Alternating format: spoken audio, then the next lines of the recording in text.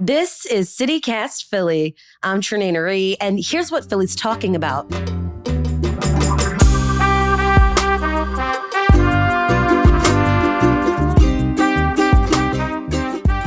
What's been going on down at the Navy Yard these days? The Navy Yard is 1,200 acres. It's all the way down in South Philly below the stadiums. And David, you write that it is the size of present-day Center City, which is kind of like insane to visualize, like basically Center City number 2.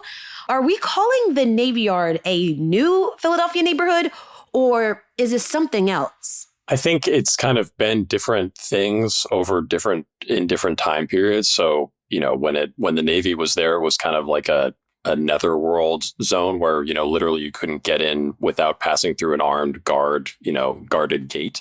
That's David Morrell, writer-at-large at the Philadelphia Magazine.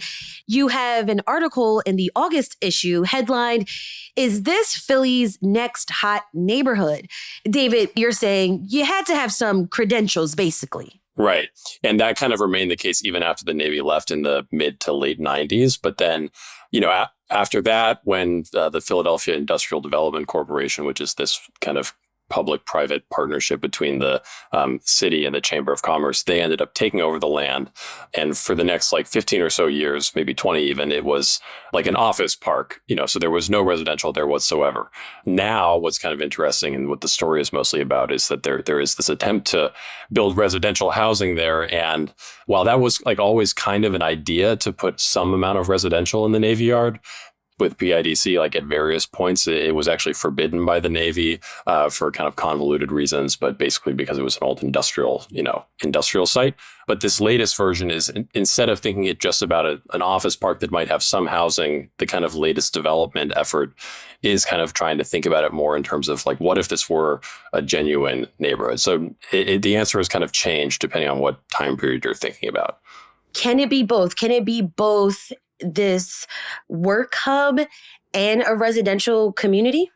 I mean, I think theoretically, why not? There's plenty of neighborhoods in the city that already kind of have that, right? Center City has, I think it's one of the more, residentially populated downtowns in the country, if I'm not mistaken. It's kind of one of the more unique features of Center City. Then you have places like Rittenhouse that have some amount of office space as well as residential. So obviously somewhere like South Philly or Fairmount is going to be a very residential neighborhood. But there are pockets of the city already that do kind of have both going on. And I can't forget to mention commercial too. So we'll break all this down. But first, let's start with working at the Navy Yard. There's more than 16,000 people that currently work at the Navy Yard. What sort of jobs do they have? What corporations have moved in?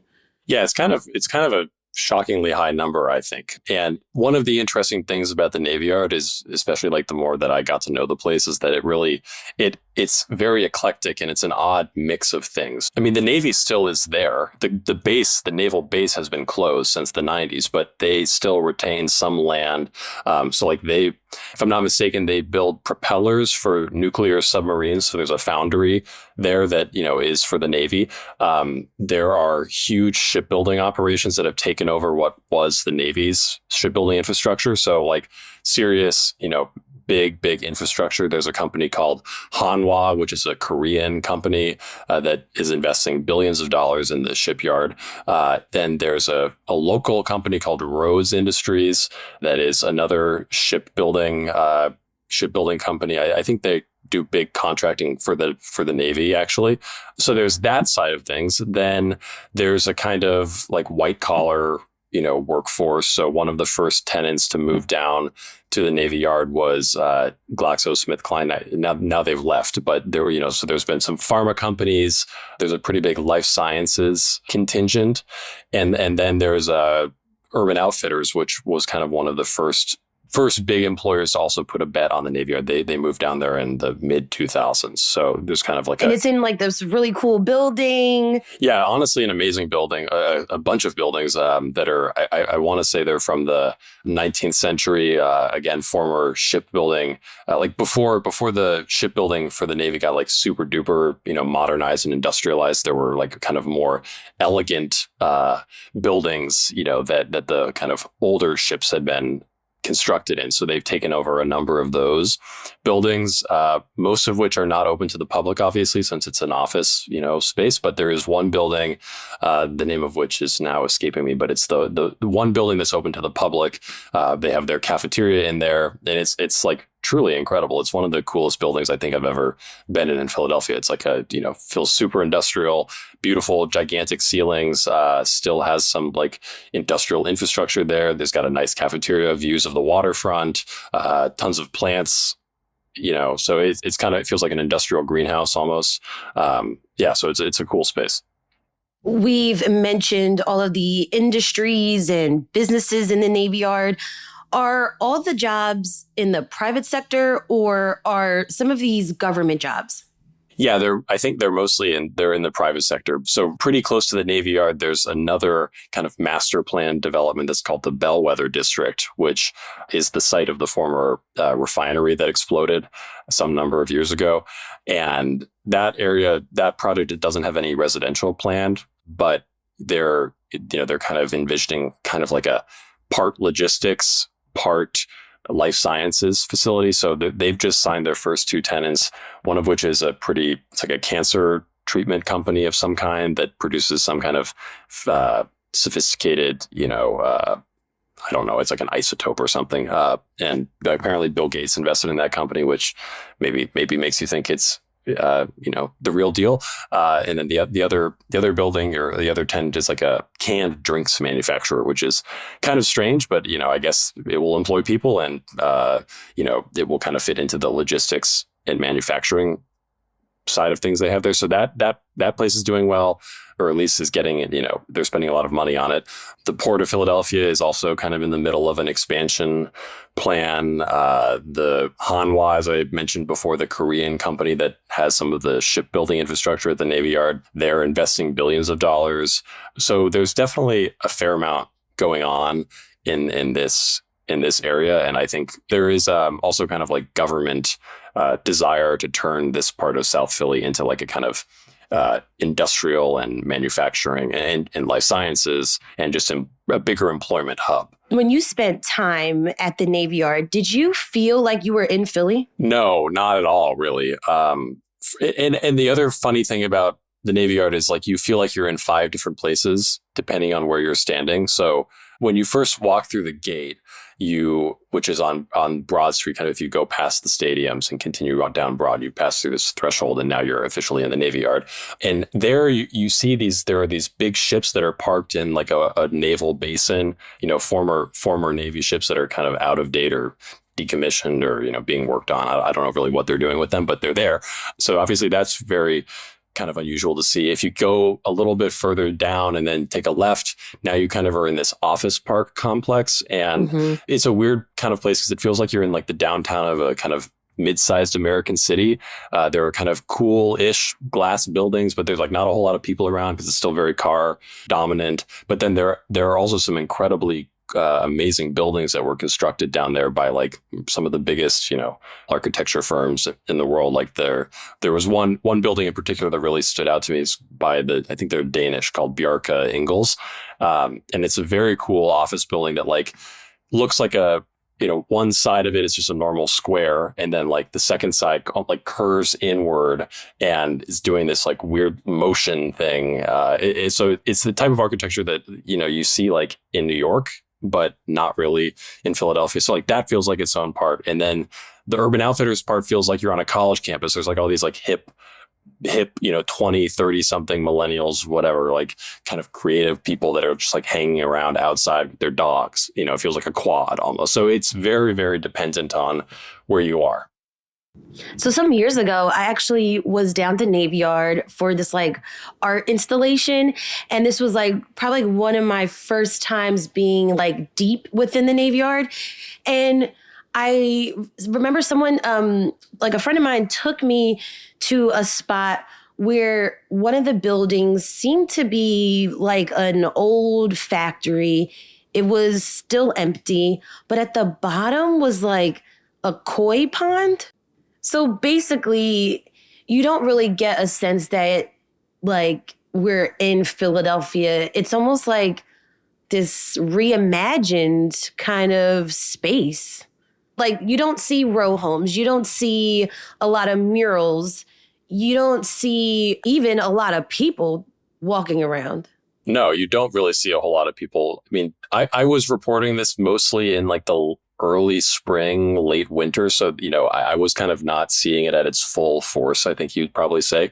But yeah, I mean, the reality is like people drive there for the most part, so they go to their office and then maybe they walk around a little bit at lunch, but it's not popping with people. The first new buildings that have been built, are still kind of being filled up with tenants. So there's not a ton of people there. I mean, you see deer, like I was walking around seeing deer droppings on the ground, like, okay, so there's wildlife. Right. There's wildlife. Yeah. No row homes. There's a section of the Navy Yard that's not really accessible, but there are some abandoned row homes that naval families lived in back in the day, and that's still there. Strangely, there are actually some row homes, but I mean, it's not the dominant part of the landscape. And yeah, I mean, it doesn't feel super walkable. It's quite large, and it also has tons of green space, which, is not really what I come to associate most of Philadelphia with. Now, as you're describing it, those things that aren't really like quintessential to Philadelphia, do you think that could also be like a good thing? Like, I'm wondering if this is maybe like a new approach to maybe how a neighborhood should be designed. I think when I kind of started looking into the piece, one of the questions I had was like, who is actually going to want to live here? Because I live in South Philly. It's like just fundamentally very different from like what the kind of things that I want in a neighborhood personally. Right. Like South Philly is super dense and there's not a lot of parking. Right. Yeah. And there's ample parking at the Navy Yard. There's a lot of restaurants, and you always see people walking around. You see dogs. That's about as close to the wildlife that you might get. Right. Right. Yeah, and the occasional rat or yes, aggressive raccoon, maybe sparrow or whatever. Yeah. But yeah, so I think like from my perspective, I was trying to figure out like who's actually going to want to live here. But the reality is like I think there can still be appetite to live somewhere that's a little bit different. Like not everybody is going to have the same preferences that I might have or that you might have. And I mean, even like the longer I live in Philly, the more the lack of green space. I mean, I love living here and I've been here for 13 or 14 years. But like when I go to other cities and I see the nice green space that they have, like that begins to irk me. So like I can imagine someone that really likes to be outdoors, like might love the Navy Yard. And, someone that just likes to be near the water. I mean, so I can imagine there's appeal for it. I think one of the things I was also thinking about in the story is like what actually makes this place accessible to the rest of the city. Like, even if like, is it always going to feel like a separate little island that might have people living there, but, won't be integrated into the city? And I think there's still kind of an open question about that, because the reality is that like, it's still hard to get there right now. The Broad Street line was talked about being extended down there, but that's essentially seems to be completely off the table now. But later this month, SEPTA is going to expand Route 45 from Center City to the Navy Yard. And this could be that connector that kind of brings the Navy Yard more into where the action is.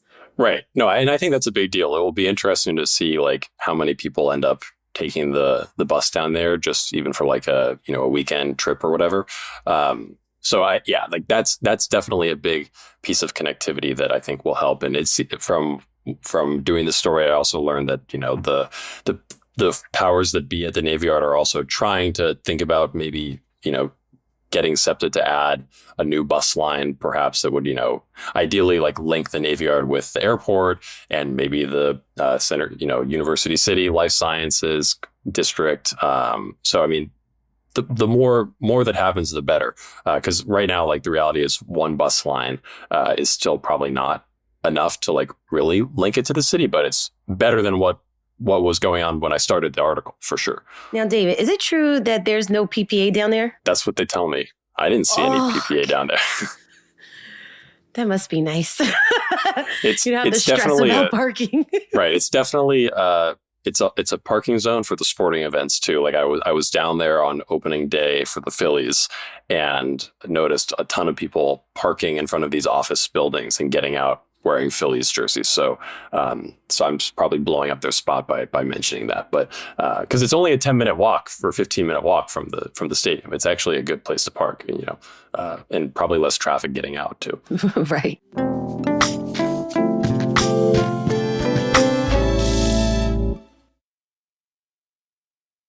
All right, let's talk about living at the Navy Yard.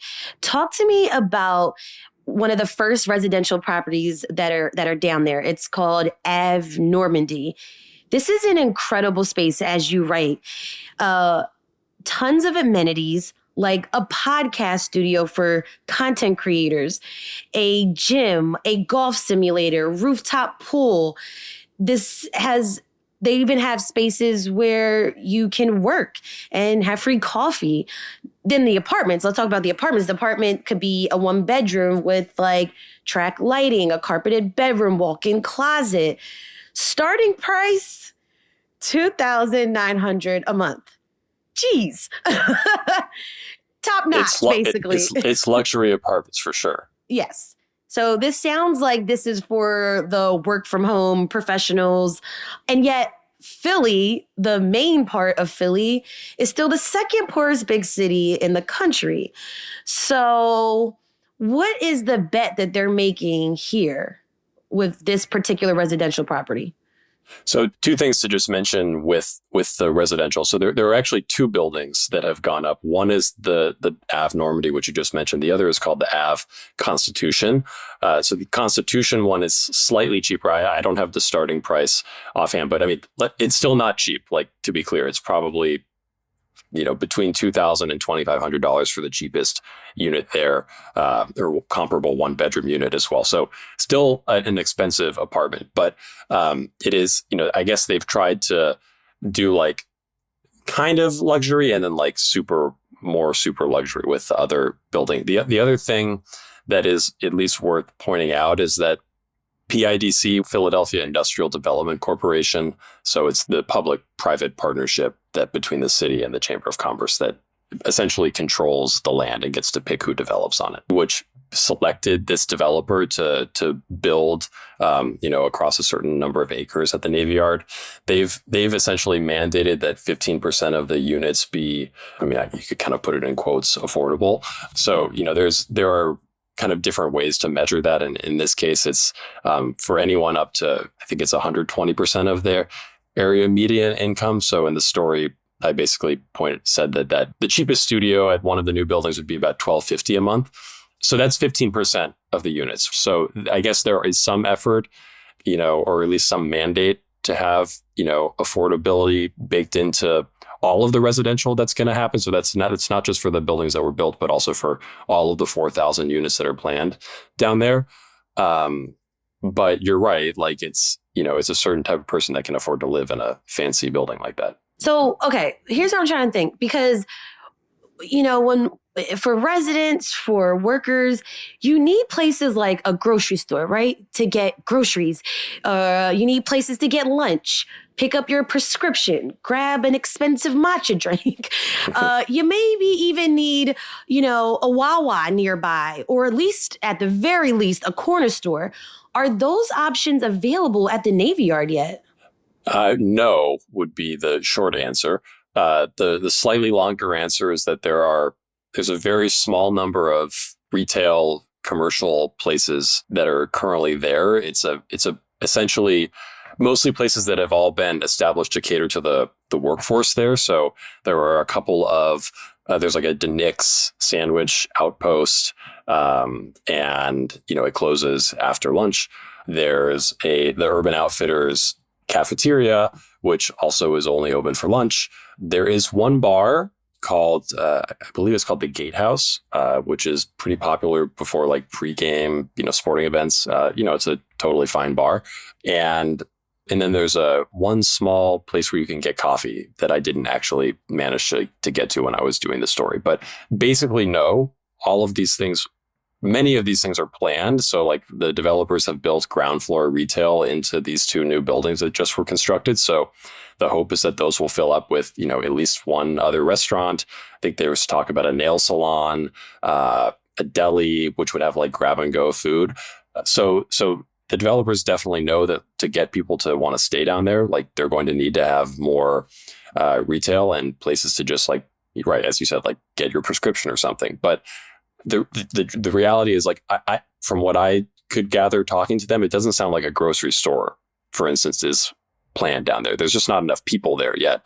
And I'm not even sure that when there are 4,000 units filled up, that there will be a grocery store down there. So that kind of gets to this question of like, okay, it might be a neighborhood or like a place where people are living, but like, right, is it really going to be a neighborhood in the sense of everything you need to live there is going to be in your immediate vicinity? Like, there's not going to be a school down there. It doesn't sound like, so from that perspective, it's still going to be sort of, it might retain a certain suburban quality where it's like your immediate surroundings, do not have everything that you might need.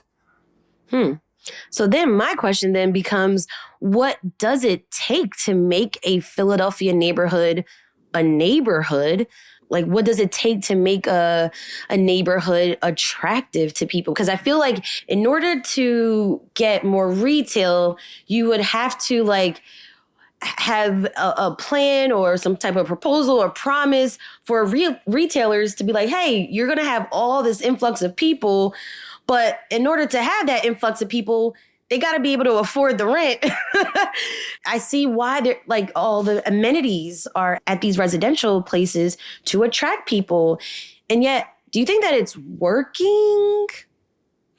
I would say it's probably too early to like really grade it fully, since the new buildings really just the second of then the Normandy building just had its opening like in March. So it's really only been 6 months. So I think it's a little bit too early to say for sure. But yeah, I mean, to me, it's like definitely a bit of a chicken and egg question. It's like, well, you can't have retail without no one living there, because then the retail's going to go out of business. But the people aren't going to want to move anywhere that doesn't have, retail around them. So exactly. It's obviously a tricky thing to figure out. One thing that I did think was interesting is, this kind of came up in the course of talking to the developers, was the fact that like when you have a new neighborhood that's kind of just coming into being, you got a bunch of new people moving to a place. The one thing that the developers or like the people really want to try to bring to that new neighborhood typically is jobs. And that's the one thing that the Navy Yard has in abundance, so I think that's also a potential draw. And from what I could tell, talking to just a few people, being able to live right near where they work was a kind of draw. So maybe that kind of offsets the lack of retail right now. And I think everybody is betting on the fact that like stuff will come in the future. You also write that according to a study that was done, the Navy Yard added $2.6 billion to the city's economy from 2004 to 2020. So I think that kind of connects to what the point that you just made right here is that there's definitely evidence that the Navy Yard is a hub for jobs, for different industries, things like that. But it seems like what it actually takes to create a livable, breathing community is a lot more. And it's really nuanced here in Philadelphia, because I was even thinking about like, you mentioned that you live in South Philly. Which neighborhood in South Philly? Do you want to say that? Are you comfortable? Passyunk area. Passyunk has such a distinctive like character that is different than Fishtown, right? And what like sorts of like neighborhood pride that you get from living in Passyunk and versus the person that lives in Fishtown, right?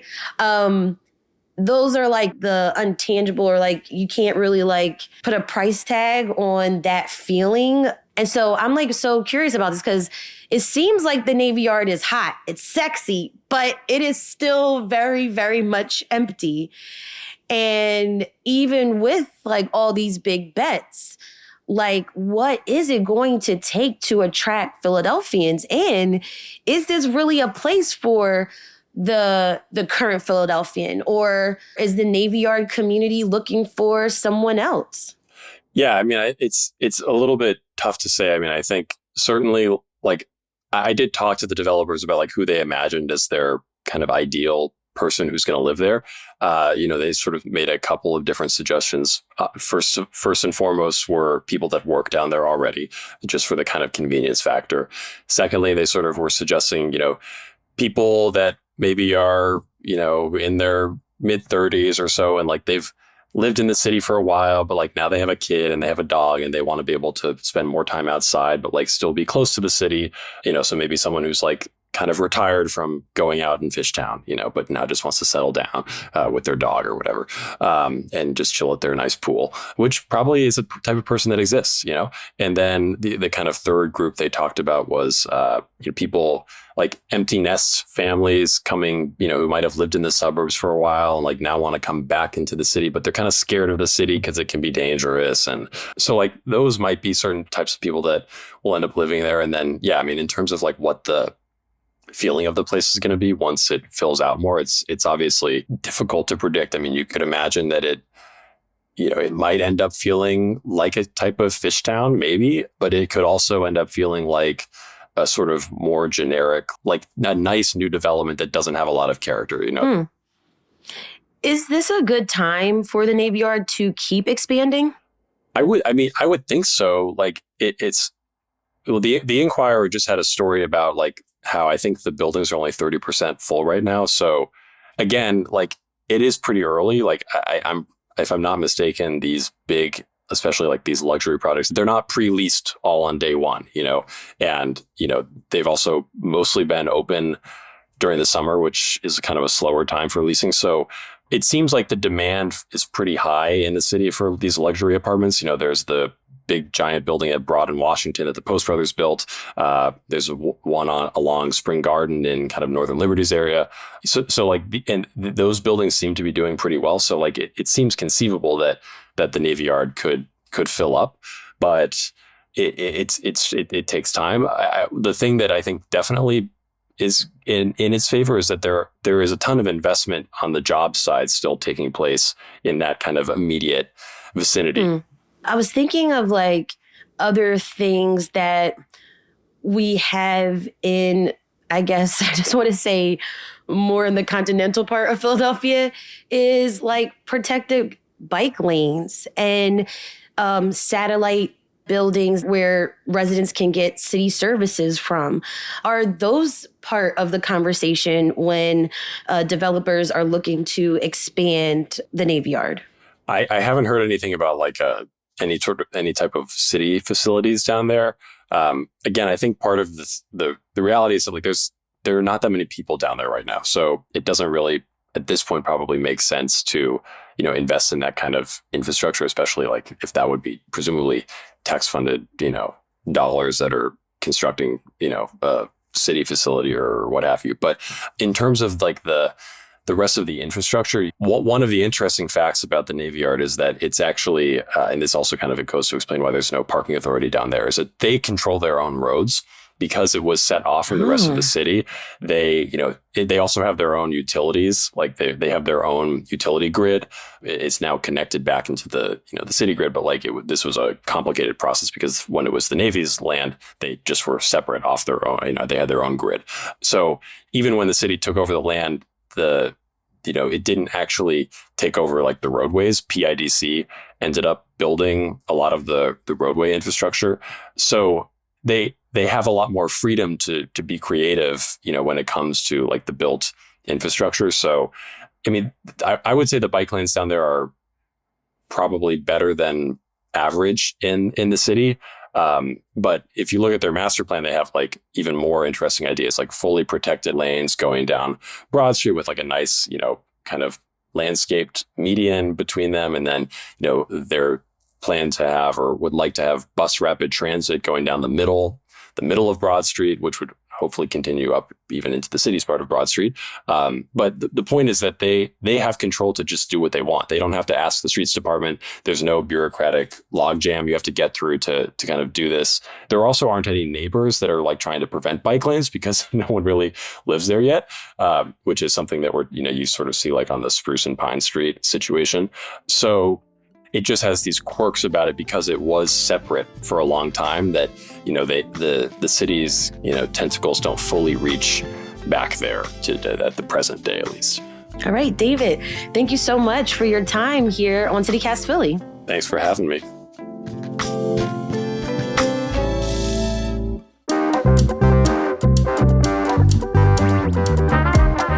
That's all for today here on CityCast Philly.